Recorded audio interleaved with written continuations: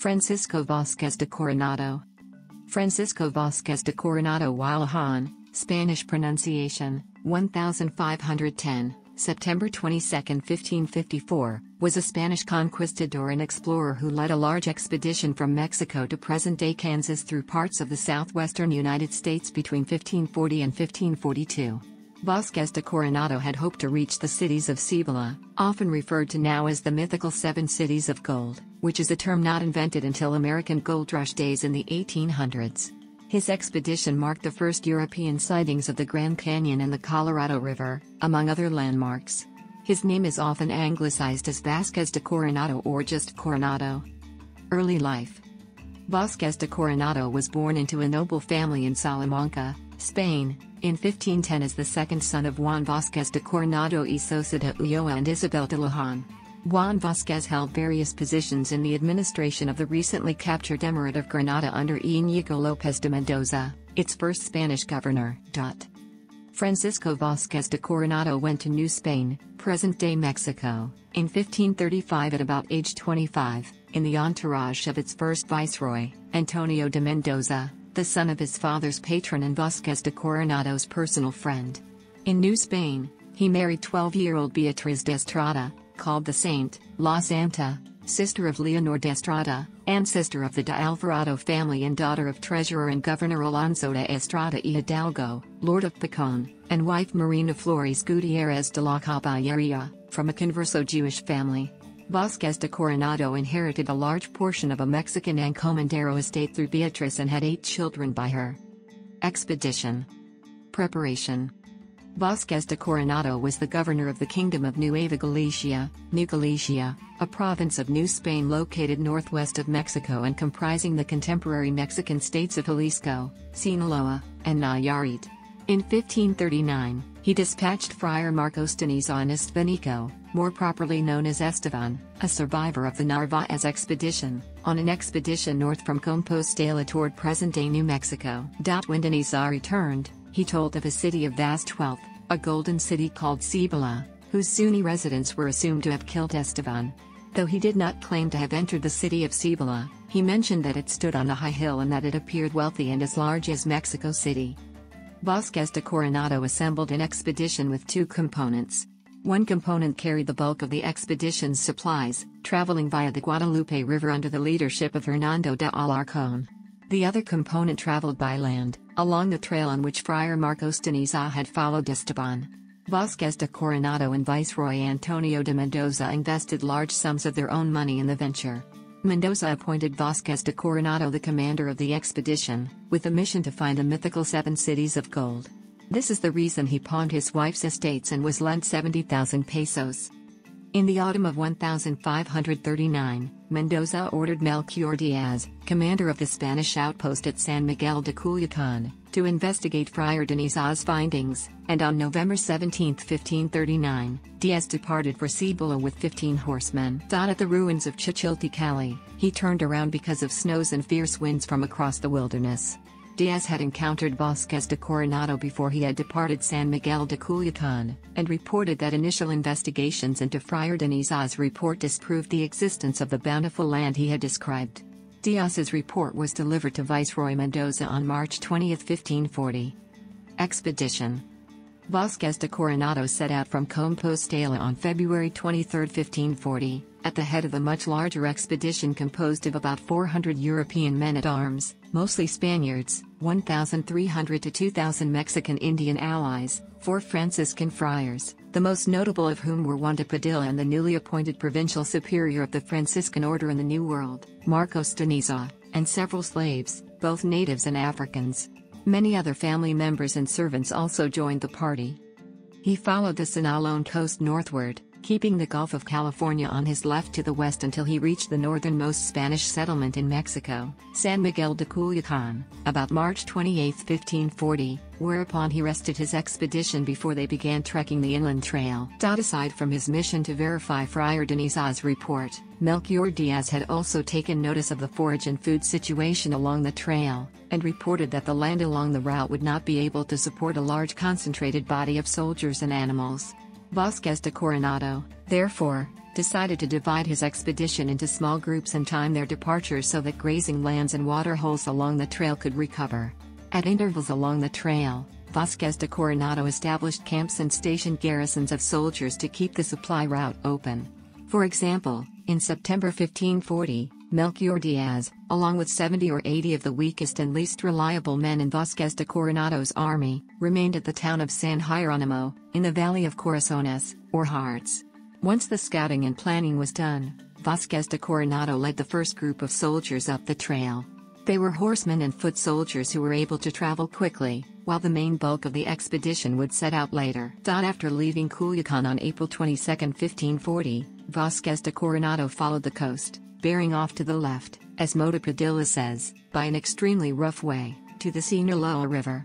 The configuration of the country made it necessary to follow the river valley until he could find a passage across the mountains to the course of the Yaqui River. He traveled alongside this stream for some distance, then crossed to the Rio Sonora, which he followed nearly to its source before a pass was discovered. On the southern side of the mountains he found a stream he called the Nexpa, which may have been either the Santa Cruz or the San Pedro in modern Arizona of modern maps, most likely the northward flowing San Pedro River. The party followed this river valley until they reached the edge of the wilderness, where, as Friar Marcos had described it to them, they found Chichilticalli. Chichilticalli is in southern Arizona in the Sulphur Springs Valley, within the bend of the Dos Cabezas and Chiricahua Mountains. This fits the Chronicle of Lodeo description, which reports that at Chichilticalli the country changes its character again and the spiky vegetation ceases. The reason is that the mountain chain changes its direction at the same time that the coast does. Here they had to cross and pass the mountains in order to get into the level country. There Vasquez de Coronado met a crushing disappointment. Cibola was nothing like the great golden city that Deniza had described. Instead, it was just a village of simple pueblos constructed by the Zuni Native Americans. The soldiers were upset with Deniza for his mendacious imagination, so Vasquez de Coronado sent him back south to New Spain in disgrace. Despite what is shown in the accompanying map, on-the-ground research by Nugent Brasher beginning in 2005 revealed evidence that Vasquez de Coronado traveled north between Chichilticalli and Zuni primarily on the future New Mexico side of the state line, not the Arizona side as has been thought by historians since the 1940s. Also, most scholars believed Quivira was about 30 miles east of the Great Bend of the Arkansas River, ending about 20 miles west-southwest of the location depicted on the map, with Quivira being mostly on tributaries of the Arkansas River instead of directly on the Kansas River. For details, see the heading below, Location of Quivira. Conquest of Cibola. Vasquez de Coronado traveled north on one side or the other of today's Arizona-New Mexico state line, and from the headwaters of the Little Colorado River, he continued on until he came to the Zuni River. He followed the Zuni until he found the region inhabited by the Zuni people. The members of the expedition were almost starving and demanded entrance into the village of Hawiku, of which the preferred Zuni word is Hoku. The natives refused, denying the expedition entrance to the village. Vasquez de Coronado and his expeditionaries attacked the Zunis. The ensuing skirmish constituted the extent of what can be called the Spanish conquest of Cibola. During the battle, Vasquez de Coronado was injured. He never personally led his men at arms in any subsequent battles. During the weeks that the expedition stayed at Zuni, he sent out several scouting expeditions. The first scouting expedition was led by Pedro de Tovar. This expedition headed northwest to the Hopi villages, which they recorded as Tusayan.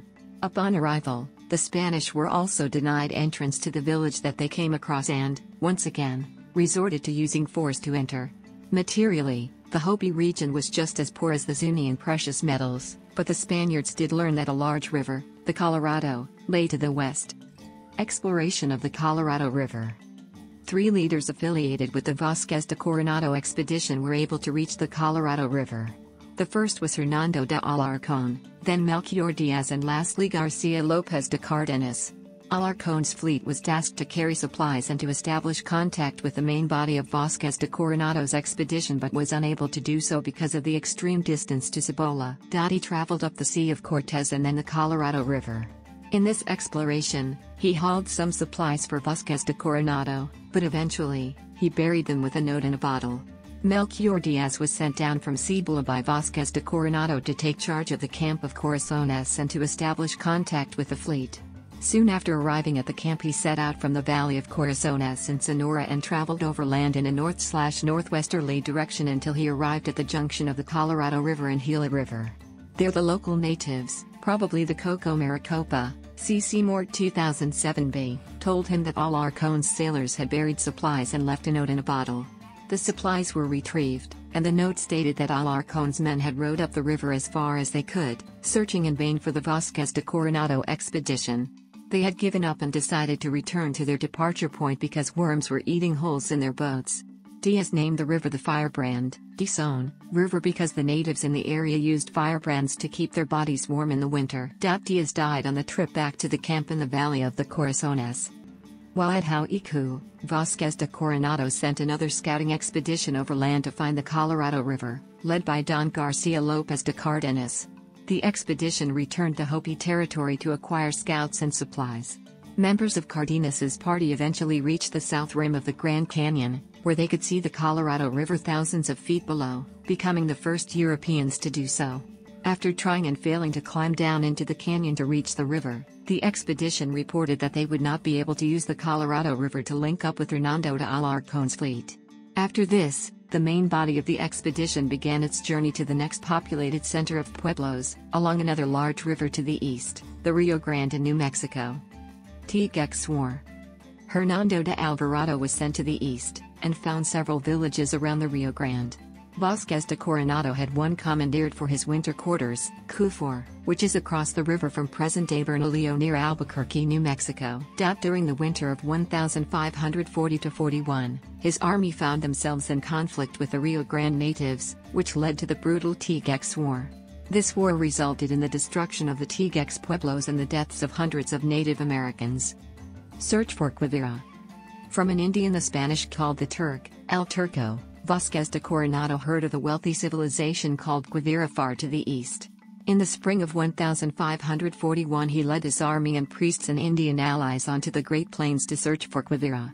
The Turk was probably either a Wichita or a Pawnee, and his intention seems to have been to lead Vázquez de Coronado astray and hope that he got lost in the wilderness. With the Turk guiding him, Vázquez de Coronado and his army might have crossed the flat and featureless steppe called the Llano Estacado in the Texas Panhandle in eastern New Mexico, passing through the present-day communities of Hereford and Canadian. The Spanish were awed by the Llano. The country they traveled over was so smooth that if one looked at them the sky could be seen between their legs. Men and horses became lost in the featureless plain, and Vázquez de Coronado felt like he had been swallowed up by the sea. On the Llano, Vázquez de Coronado encountered vast herds of bison, the American buffalo. I found such a quantity of cows, that it is impossible to number them, for while I was journeying through these plains, there was not a day that I lost sight of them. Caracos and Tillas. Vázquez de Coronado found a settlement of people he called Caracos. The Caracos were not awed or impressed by the Spanish, their weapons, and their big dogs, horses. They did nothing unusual when they saw our army, except to come out of their tents to look at us, after which they came to talk to the advance guard, and asked who we were. As Vázquez de Coronado described them, the Caracos were nomads, following the buffalo herds on the plains. The Caracos were numerous. Chroniclers mention one settlement of 200 tipis, which implies a population of more than 1,000 people living together for at least part of the year. Authorities agree that the Caracos, Becquerels, were Apache Indians. File Francisco Coronado picture IMG 4884.jpg vertical bar left vertical bar thumb vertical bar Vázquez de Coronado is depicted at the Deaf-Smith County Historical Museum in Hereford, Texas. Vázquez de Coronado left the Caracos behind and continued southeast in the direction in which the Turk told him that Quivira was located. He and his army descended off the tabletop of the Llano Estacado into the Caprock Canyon country. He soon met with another group of Indians, the Tillas, enemies of the Caracos. The Tillas, like the Caracos, were numerous and buffalo hunters, although they had additional resources. The canyons they inhabited had trees and flowing streams, and they grew or foraged for beans, but not corn. The Spanish, however, did note the presence of mulberries, roses, grapes, walnuts, and plums.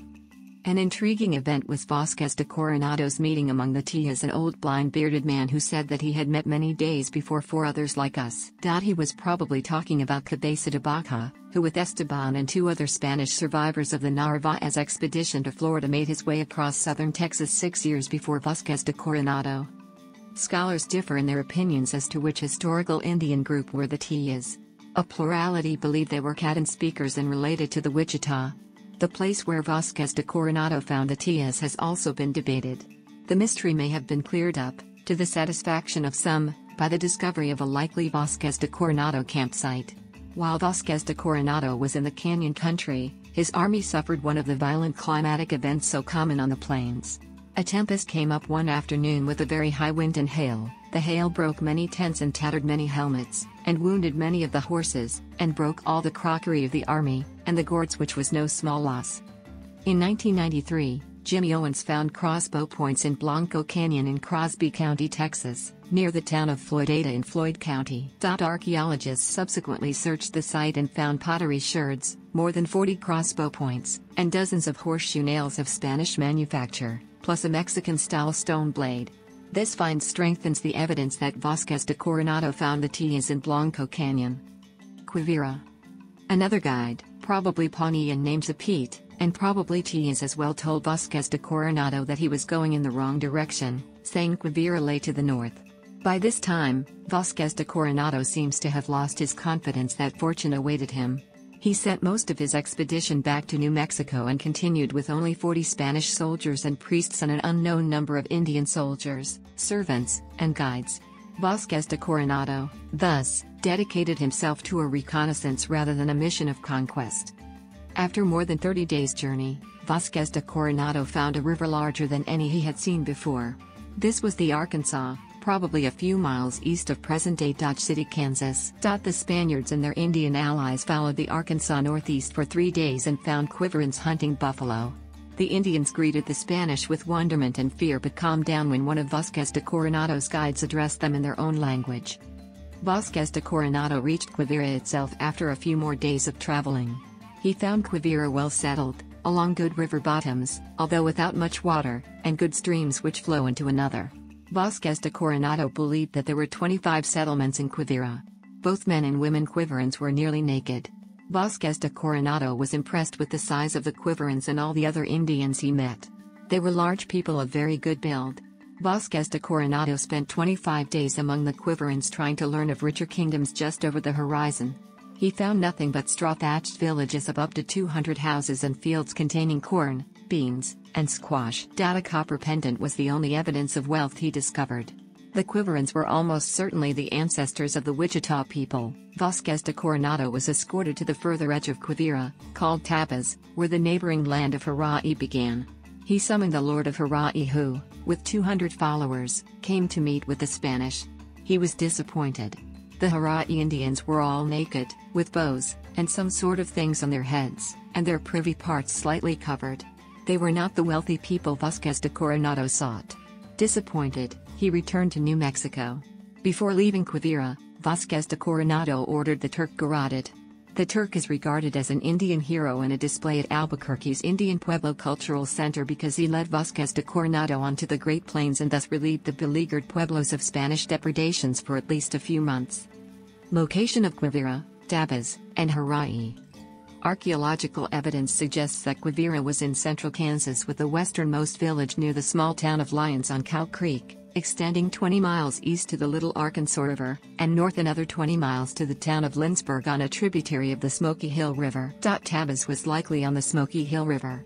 Archaeologists have found numerous 16th-century sites in these areas that probably include some of the settlements visited by Vázquez de Coronado. At Harai was a river, with more water and more inhabitants than the other. This sounds as if Vázquez de Coronado may have reached the Smoky Hill River near Salina or Abilene. It is a larger river than either Cow Creek or the Little Arkansas and is located at roughly the 25-league distance from Lyons that Vázquez de Coronado said he traveled in Quivira. The people of Harai seem Caddo, because it was the same sort of a place, with settlements like these, and of about the same size as Quivira. They were probably the ancestors of the Pawnee expedition. End. Vasquez de Coronado returned to the Tiguex province in New Mexico from Quivira and was badly injured in a fall from his horse after the winter was over, according to the chronicler Castañeda, probably in March 1542. During a long convalescence, he and his expeditionaries decided to return to New Spain, Mexico. Vasquez de Coronado and his expedition departed New Mexico in early April 1542, leaving behind 2 friars. His expedition had been a failure. Although he remained governor of Nueva Galicia until 1544, the expedition forced him into bankruptcy and resulted in charges of war crimes being brought against him and his fieldmaster, Cardenas. Vasquez de Coronado was cleared by his friends on the Audiencia, but Cardenas was convicted in Spain of basically the same charges by the Council of the Indies. Vasquez de Coronado remained in Mexico City, where he died of an infectious disease on September 22, 1554. He was buried under the altar of the Church of Santo Domingo in Mexico City. Vasquez de Coronado caused a large loss of life among the Puebloans, both from the battles he fought with them in the Tiguex War and from the demands for food and clothing that he levied on their fragile economies. However, 39 years later, when the Spanish again visited the southwestern United States, they found little evidence that Vasquez de Coronado had any lasting cultural influences on the Indians except for their surprise at seeing several light-skinned and light-haired Puebloans. C. The Chamuscado and Rodriguez Expedition and Antonio de Espejo. Legacy. In 1952, the United States established Coronado National Memorial near Sierra Vista, Arizona to commemorate his expedition. Indiana Jones in The Last Crusade references the Cross of Coronado. According to the film, this gold cross, discovered in a Utah cave system, was given to Vasquez de Coronado by Hernán Cortés in 1521. Such an event never happened because Vasquez de Coronado would have been 11 or 12 years old in 1521 and still living in Spain. In addition, when Indy captures the cross from robbers aboard a ship off the coast of Portugal, the ship can be seen to be named the Coronado. In 1992, underground found footage filmmaker Craig Baldwin made the film Ono Coronado, detailing the expedition of Vasquez de Coronado through the use of recycled images from westerns, conquest films, and the Lone Ranger television series. The song Hitchin' to Quivira from independent singer-songwriter Tyler Jakes' 2016 album Mojo Suicide is based on the story of Vasquez de Coronado's expedition. The song Coronado and the Turk from singer-songwriter Steve Tilston's 1992 album of More and Mesa is based on the story of Vasquez de Coronado's expedition. There is a large hill just northwest of Lindsborg, Kansas, that is called Coronado Heights. The former owner of the land built a small castle atop the hill to commemorate Vasquez de Coronado's 1541 visit to the area. The castle and the area around it is now a public camping and recreation area. The soft sandstone rocks at the peak of the hill are covered in the names of past visitors to the area. Coronado High Schools in Lubbock, Texas, El Paso, Texas, Colorado Springs, Colorado, and Scottsdale, Arizona, were named for Vasquez de Coronado. Because a Don is a name for a Spanish nobleman, the Coronado Don became the school mascot in Scottsdale. Bernalillo, New Mexico, calls itself the city of Coronado because he stayed there for 2 winters. Coronado Center, a 2-story indoor shopping mall in Albuquerque, New Mexico is named after Vasquez de Coronado. Coronado Road in Phoenix, Arizona, was named after Vasquez de Coronado. Similarly, Interstate 40 through Albuquerque has been named the Coronado Freeway. Coronado, California is not named after Francisco Vasquez de Coronado, but is named after Coronado Islands, which were named in 1602 by Sebastián Vizcaíno, who called them Los Cuatro Coronados, the 4 crown ones, to honor 4 martyrs. Family. Within a year of arriving in New Spain, he married Beatriz de Estrada, called the Saint. Beatriz was the second daughter of Alonso de Estrada and Marina de la Caballeria, niece of Diego de Caballeria. The Estrada-Coronado union was a carefully calculated political union that Francisco and Marina orchestrated. Through this marriage, Francisco became a wealthy man. Beatriz brought to the marriage the encomienda of Jalapa, the 3rd largest encomienda in New Spain. This marriage was an important source of funding for Francisco's expedition. Beatriz and Francisco have been reported, through different sources, to have had at least 4 sons: Jeronimo, Salvador, Juan, and Alonso, and 5 daughters: Isabel, Maria, Luisa, Mariana and Mayer. After Alonso's death, Beatriz ensured that 3 of their daughters were married into prominent families of New Spain. She never remarried. Beatriz reported that her husband had died in great poverty, since their encomiendas had been taken away from them due to the new laws, and that she and her daughters lived in misery too, a shame for the widow of a conqueror that had provided such valuable service to His Majesty.